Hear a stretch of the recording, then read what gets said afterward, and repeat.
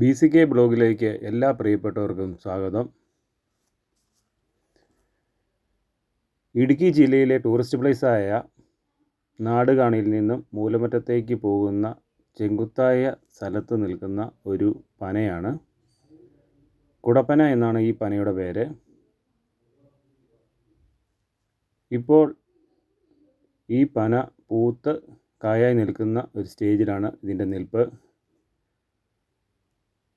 ഈ പനയുടെ അവസാന കാലഘട്ടം എത്തുമ്പോൾ ഇത് പൂത്ത് കായായി ഇതിൻ്റെ ഓരോ ഭാഗങ്ങളും നശിച്ചു പോകാറാണുള്ളത്.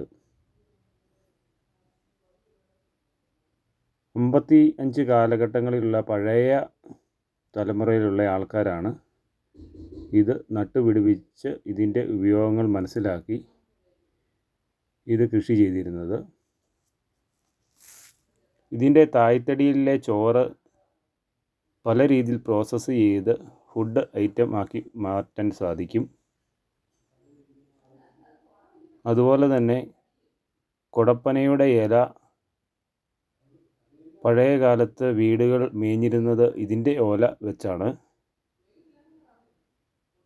പഴയകാല ചായക്കടകൾ നിർമ്മിച്ചിരുന്നതും ഇതിൻ്റെ ഓല എടുത്താണ്. അത്ര ഉപയോഗമുള്ള ഒരു പനയായിരുന്നു ഈ കുടപ്പന വർഗത്തിൽപ്പെട്ട ഈ പന.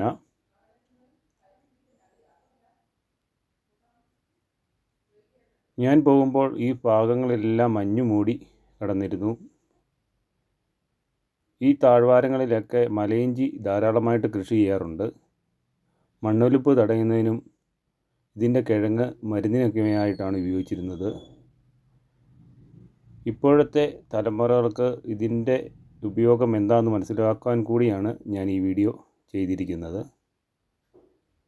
ഈ താഴ്വാരങ്ങളിൽ കാണുന്നത് മൂലമറ്റം ഭാഗങ്ങളിൽ ഉള്ള കെട്ടിടങ്ങളും സ്കൂളുകളും KSRTC സ്റ്റാൻഡും ഒക്കെയാണ്. വീഡിയോ ഇഷ്ടമായ ലൈക്ക് ചെയ്യുക, ഷെയർ ചെയ്യുക, സപ്പോർട്ട് ചെയ്യുക. Thank you.